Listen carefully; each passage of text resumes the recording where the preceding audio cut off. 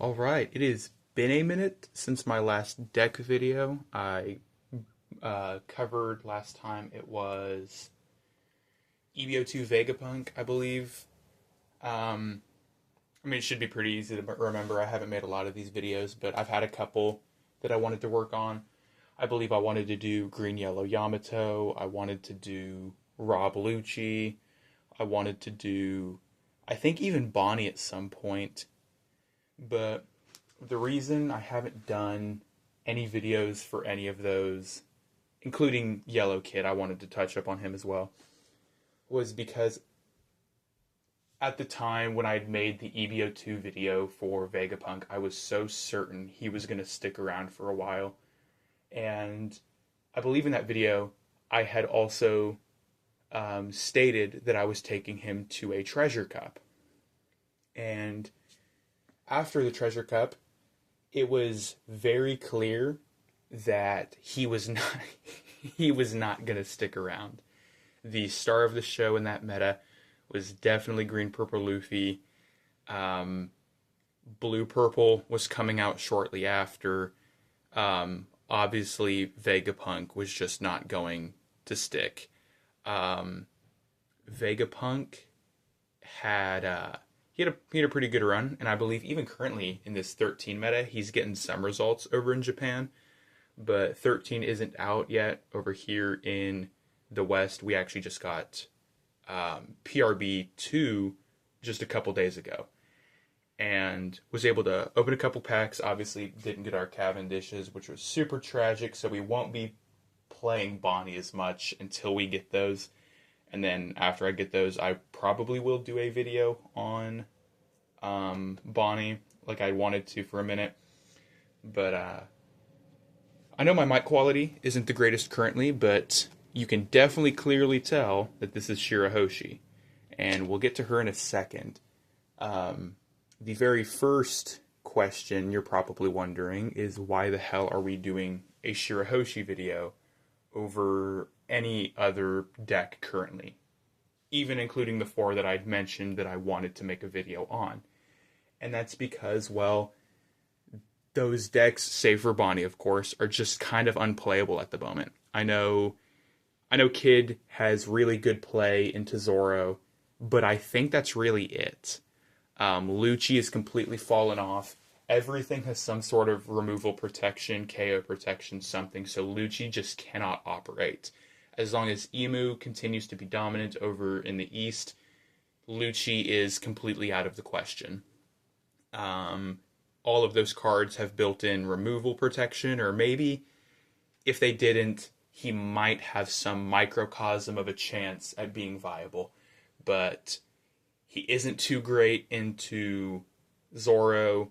He gets blitzed by Ace, and he cannot deal with Emu. And that's just kind of the current state of the game. I'm not too happy with it, but, it is what it is. We got to do what we can with what we have. Now, the reason for... I was getting off topic for a little bit, but the reason for the Shirahoshi video specifically is because, unlike some other decks in format, with the release of 12 a while back, there is support now for her specifically. And I believe it lets her go toe-to-toe with certain decks in the format currently. Like Zoro, even. Although the card in question does make her a little bit... It functions like a pseudo-blocker. Zoro can still deal with it pretty easily. Don't get that twisted for a second. But it does help slow him down a bit, right? If Zoro is swinging at all these other pieces and not my face, it's good for us. Plus, with the amount of blockers that Shirahoshi actually runs in her list, we've got things that we can do. Especially against Rayleigh. There's a couple cards that I'm going to show that are really good in the Rayleigh matchup specifically. A couple I know other people who have run Shirahoshi will even tell you shouldn't run. But it is what it is. Like I said earlier, we have to do what we can with what we have. Shirahoshi's not the greatest, but she's got support here. She's getting a new card in EBO3. I don't know if you guys have saw that. What it will allow her to do is get It's a free heal. It's searchable. You just set the card from the top of your deck into the top of your life, so it keeps her going. Her being a 2-life leader, not a 2-life leader, a 2-color leader with 5 life is also in and of itself extremely good. She does have the Vegapunk treatment, so she cannot attack. But she does have more life than him. Even though, because Vegapunk can set cards to life and she can't, so obviously she has to have more life. But that is going to change in EBO3, because even though she won't be able to do it on command like a leader ability, as Vegapunk can, there is still a card that will let her keep herself stable. So, I guess we'll go ahead and get into the deck list, the entire reason you clicked. So, starting off, Shirahoshi. 5k, 5-life leader, pretty solid, pretty standard. Two colors. Does give her a lot more tools, or at least you think would give her more tools to work with. But what holds her back a little bit is her ability, but I also believe it's her greatest strength. Because once per turn, you can rest one of your Dawn cards and turn one of the top cards of your life face up, and play one Neptunian-type character or a Megalo with a cost equal to or less than the number of Dawn cards on your field from your hand. So she's kind of a fusion of Vegapunk, not attacking, messing with life, things like that, but a little bit of Kalgara in the way that what she plays out has to be equal to her Dawn value. And like I said, biggest strength, greatest weakness, but I think there's a bit we can get away with it. So starting off are obviously 4 copies of your 1-cost Shirahoshi. Just like any other tap searcher in the game, she will tap herself in 1 Dawn and search top 5. Holy crap. That video quality is abysmal. But you look at the top 5 cards of your deck and grab a Neptunian or Fishman Island type card and add it to your hand, then place the rest at the bottom of your deck in any order. Standard for a searcher. Being able to search 2 types while still checking 5 is actually really good, and unlike what a lot of other searchers in the game allow you to do. Typically, if they will search multiple, like 3 types, you'll only get to check the top 3. I think a good example of that would be the purple searcher. I don't remember the name of the event, but it was run in RP Kid, and that checks top 3 for 3 different types. Typically, your single type searchers are going to look for the top 5, and 4 cards from the top is going to be like your 2 types. So being able to get the full 5 and check 2 is really good. Although, admittedly, in this deck, it is extremely limited. And for example, Hody Jones is not searchable because he is Fishman and not Fishman Island type, which super sucks. But another searcher is, well, one of the main bodies of the deck, a 4-drop 5k, 1k counter, Spotted Neptunian. If your leader is Shirahoshi, then you look at the top 5 cards of your deck and reveal 1 Neptunian type card or Shirahoshi and add it to your hand, then place the rest at the bottom of your deck in any order. Once again, typical for a searcher. So it's going to check your top 5 for 1 type, but you also get to grab Shirahoshi. So maybe you could grab her and do a double search, but let's be real, you're not going to do that. That is an abysmal idea. The real reason we're going to be needing that Shirahoshi specific search is for a card I'll talk about later. For right now, I'll just talk about the one and only event of the deck. You're just not my type. So this card been ran in Shirahoshi since the beginning. 1-drop 4k counter, pretty good. The trigger is unusable, but it'll pop at 2 or less. But you don't really want to, use the trigger. You're just going to be using the 4k. One of Shirahoshi's greatest strengths is that she is very tanky. Being 2 type and having 5 life, or 2 colors and 5 life. I keep mixing up my types. I've been playing a lot of Pokemon lately. You get 2 colors, 5 life. There's a shit ton of counters in this deck, and you just get, I believe she runs about 12 blockers. It's really good. She is very, very hard to get through. Well, whenever she's properly set up. And on the topic of other counters, we have Otohime. She has a bit more value than just being a 2K counter, but being searchable 2K is this card's biggest strength. The on-play isn't that great, but it doesn't suck. If your leader is Shirahoshi, you can take the top card of your life and flip it back face down and draw one. It's a draw engine, not bad, but what makes it bad is the fact that it is only on play and we need to flip that life. So flipping life is something that the deck does easily. So Shirahoshi herself flips the top of your life face up, and this would flip it back face down to draw one. Maybe that could be relevant. I know of a couple people, whether it be in videos I've seen or I believe there's a guy at the local I go to. He plays Shirahoshi as well, and he actually stated that this isn't as bad as I thought it was. However, truth be told, I really just cannot justify ever playing this for the on-play. It's a searchable 2K, nothing more. I don't really feel that is an arguable fact. You know, that's not going to change. Next up for our 2Ks is Kami. Now, we stopped running Kami for a minute, but she's really good against Rayleigh. This is a Rayleigh-specific card. So, I mean, you could keep her in the deck if you're not expecting to face Rayleigh's anyway, because she's the same gimmick as Otohime, being a searchable 2K counter. However, this card's biggest strength is the burn. It says, this effect can be activated when your opponent activates an event or a trigger.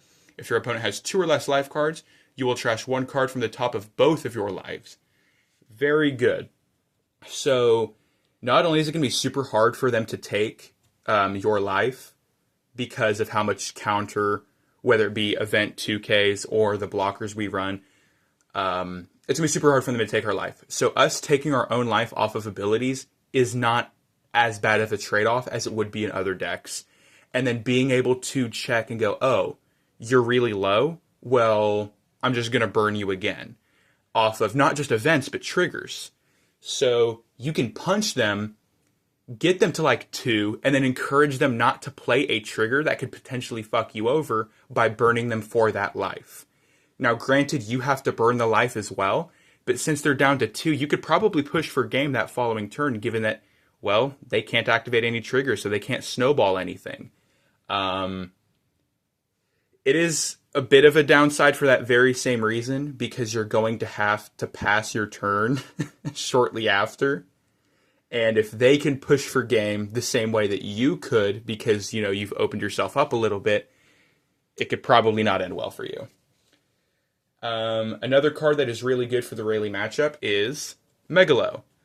Every Shirahoshi player you will ever talk to will tell you this card is bad, and they will tell you not to run it because, well, it's just a 3-drop blocker. Why would I use my Shirahoshi leader ability on this when I can just grab a spotted Neptunian or any other Neptunian in the deck?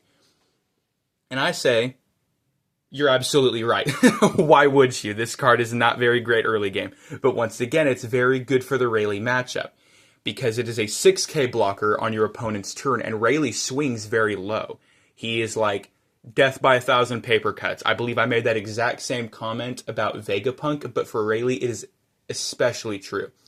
That guy is going to eat every event in his deck and just swing at you for 1,000,000 5s and 1,000,000 6s. So you can either use the fact that he's swinging 5 to just stop that and not have to drop any cards. Maybe you can just let him take it if it's a 6, or you can do the 1 out, or you can just let him take it altogether. But other than that, it is the cheapest blocker we run in the deck, so might as well run it, you know? And especially because it's good against that specific matchup. Hey, if you're not running it, that's fine. I absolutely think you should. Maybe not a full 4, and there is something I think you should cut this for. We'll talk about that later. But as of right now, and as long as Rayleigh continues to be good, I don't think there's any reason for you to not be running Megalo. Now let's talk about the blockers of the deck. We have tied for the cheapest. No, just said it was Megalo, but Shirley also falls under that category. The reason I would say Megalo is maybe a little bit better is because, well, it's playable off of the ability, but that's also why it kind of sucks, because, as I mentioned 2 seconds ago, why not play any other Neptunian? But Shirley states, She is a 3-drop 4K, 1K counter. Oh my god, my quality is abysmal. You may turn one card from the top of your life cards face down, look at 3 cards at the top of your deck, reveal one Fishman Island type card, and add it to your hand, then place the rest at the top or bottom in any order. So once again, just like Neptunian, or Spotted Neptunian specifically, and the Shirahoshi card from earlier, really good searcher. Except this one's value comes out of the fact that it is also a blocker as well. Pretty good, in my opinion. Just standard staple card. Well, I say staple, but this is the only deck you could feasibly run it in. You know, it's not even like you could run it in Jinbei, because Jinbei isn't green. But next up, one of my favorite cards. I think it's going to be a lot of people's favorite card in the entire deck. Top Knot Neptunian. It is a 5-drop 6K, 1K counter blocker stating activate main once per turn. If your leader is Shirahoshi, turn one card from the top of your life cards face down. Set this character as active at the end of the turn. So, just like Otohime, this card is going to flip that life face down that you have to flip face up for the leader ability. Now, the reason I was stating Otohime was so bad with it was because you need to be able to set up for Top Knot Neptunian. If you do not have a way of keeping that life card face up, then you can't really get any value off of Top Knot Neptunian. And when you're competing with things like Shirley and Otohime that also want to flip it face down, you might as well just not either use any of their abilities. Otohime's isn't going to do anything but net you one card. Shirley isn't really going to do anything but search. And if you already have the pieces in your hand, what is the point of searching further? We have 3 different searchers, all of which are a full set. And there's even the Ancient Weapon Poseidon if you're running that event or choose to. I don't believe you should. But that is an option. That is just something you can do. But why would you just not want to keep your life face up for the Top Knot Neptunian? Being able to pop them for 6, potentially higher if you have more Dawn, and then flip it to use as a blocker at the end of your turn. It is just way too good to pass up. You really just should not ever use this ability or this ability. This you can use early game. These are whole turn apart in terms of playing. Potentially 2 if you're, depending on your turn order. But I really just do not believe you should use that ability for anything but Top Knot Neptunian. Now, next up, it's a 2K counter, but also, just like I said with Spotted Neptunian, it's one of our main bodies. Now this one, 6-drop, 7K, 2K counter vanilla. Boom. Very solid, very straightforward. It sucks that it's a vanilla, but that's just how it is with this deck. Our best pieces are. It does swing for 7. That's pretty good. Odd numbers tend to be really annoying for most decks in the format currently. It does always demand that they either burn a blocker or drop an extra card from hand. So swing for 7 isn't too bad. Maybe you throw an extra 2 Dawn and fuck them even more. But it's also a 2K counter to get yourself out of a pinch, same with Otohime. Except, I believe Bird Neptunian is better because it doesn't force you to use a stupid ability for the on-play. Now, here we have Lord of the Coast. This card is probably going to be specific for the Zora matchup.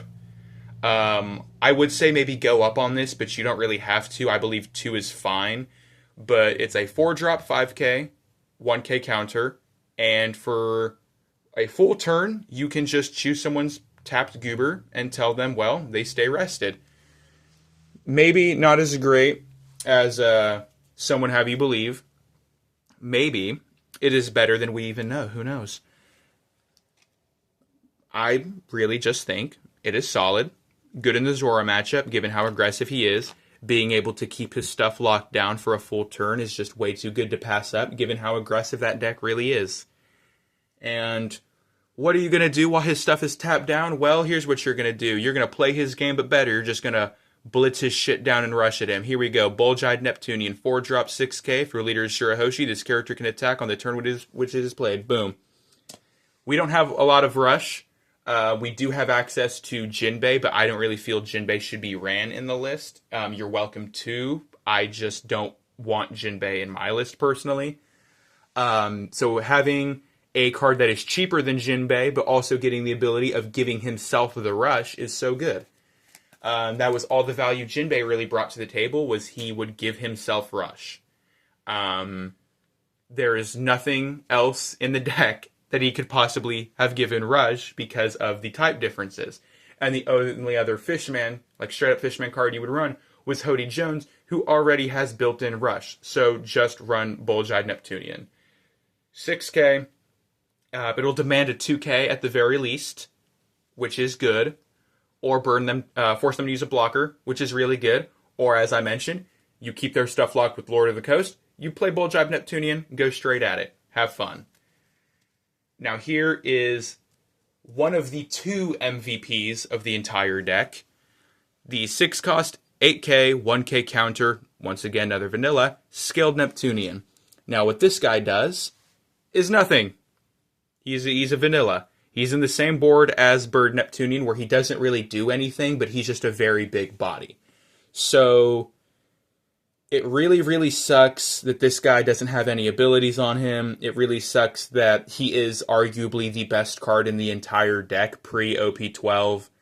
But just, I wish we got more from this guy. I wish we got more from Bird Neptunian. I don't like the idea that our best pieces are just vanilla bodies.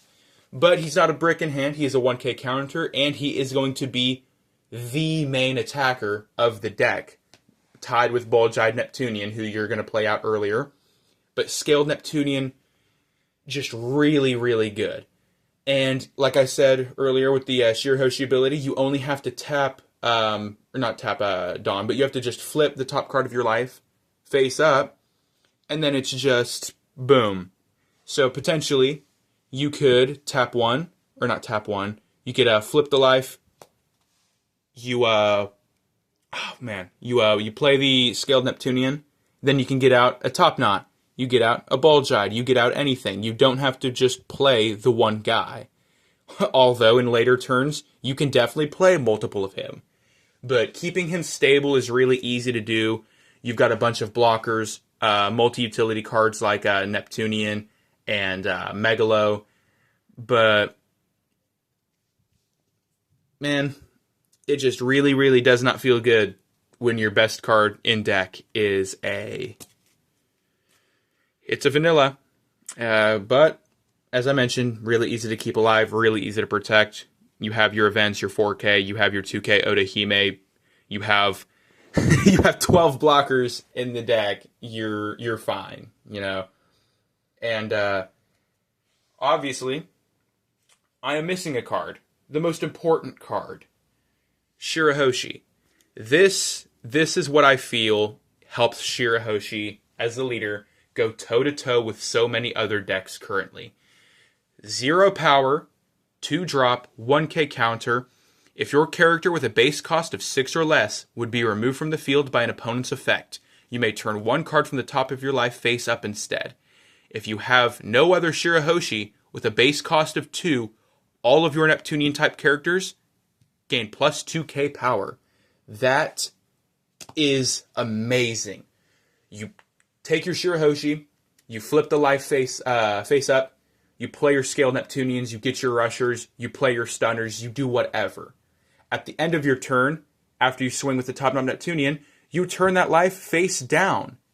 Then, when they try to get rid of your stuff via an effect, you use the Shirahoshi ability and say, go fuck yourself. I love this card. It gives everything on board, protection from KOs through effects, and it makes everything so much more difficult to take through sheer force, like combat. Your Scaled Neptunian, the highest beater stick we have in the entire deck, is a 10k on their turn. They cannot swing through it. It feels so good to get this out. And this is why I mentioned earlier, with the Spotted Neptunian, that being able to search for a Shirahoshi card was going to be so valuable. Because you have to see this card. That's why Spotted Neptunian searches for it. You can search it with the other Shirahoshi, because Shirahoshi does not state, like other searchers, that you have to grab a card on type other than her. Meaning you can play the Shirahoshi to search out the other Shirahoshi. You can play the Shirley and search out the Shirahoshi. You can play Neptunian and grab any of your big bodies, unlike this Shirley can, and still potentially search for the single card, assuming you whiff. Although you should probably prioritize getting this out as soon as possible.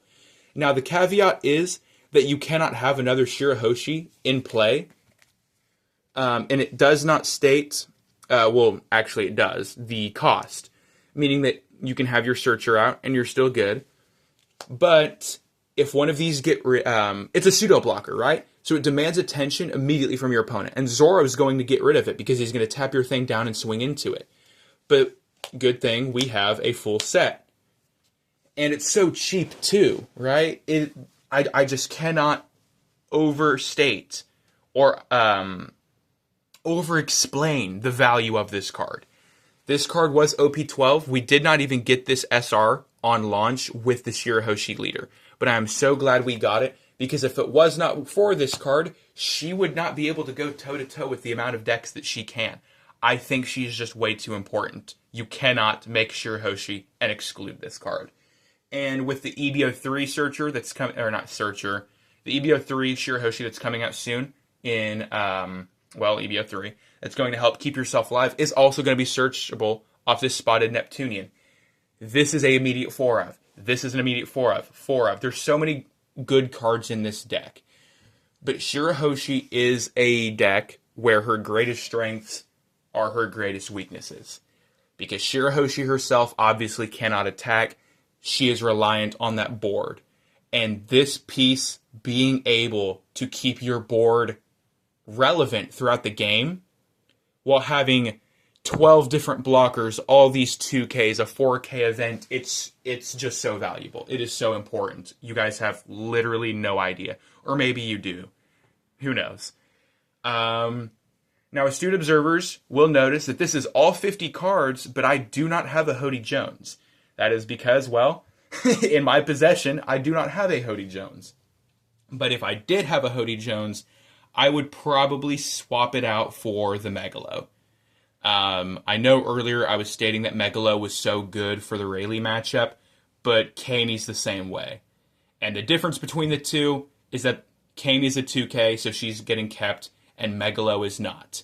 And we can afford to cut Megalo, still have our 8 other blockers and all of our counters, and still be good on protection. And as I did mention, taking our 1 life that Kamey would make us take is not a bad cost, because of the fact that, well, if we're already at 0, there's no life to take. If we do have life to take, it just isn't going to matter because we're so good at protecting it and our board now that we have this Shirahoshi. And that's why I think adding Hody Jones is going to be great. Hody Jones being able to tap 2, you could follow it up with the Lord of the Coast to keep things locked by playing it off of the ability. You also don't have to worry about taking the life because, as I mentioned, you can still get the ability of the card and not have any life and not worry about killing yourself. It's just really, really good. But that is what I would exchange for Hody. I think we only need 3 Hodys. You can run more. It's just, for me, Hody isn't searchable, so I don't want it muddying any of my searches with other pieces. That's really just it. I know other people have the mentality of, well, if it's not searchable, then you should run more of it. That's completely okay. That's completely fine. Especially given how important Hody is, I can justify running a full 4 of it. I can see why you would want it. And I myself, to an extent, also want it. But, hell, I think I'd even do exactly that. Or I'll just go up 1 on Lord of the Coast and not run that final Megalo and run the other 3 as the Hody. Or maybe I just do the full set of Hody. Who knows? I haven't got my hands on it just yet. And even whenever I played Shirahoshi originally, I actually didn't run Hody Jones because I was running Jinbei at the time. And that is why currently I can tell you, don't run Jinbei. Some people will tell you to run Jinbei. Some people will show you that Jinbei works. And yeah, sometimes he can. He's an 8K swinger that gives himself rush, so it's really good.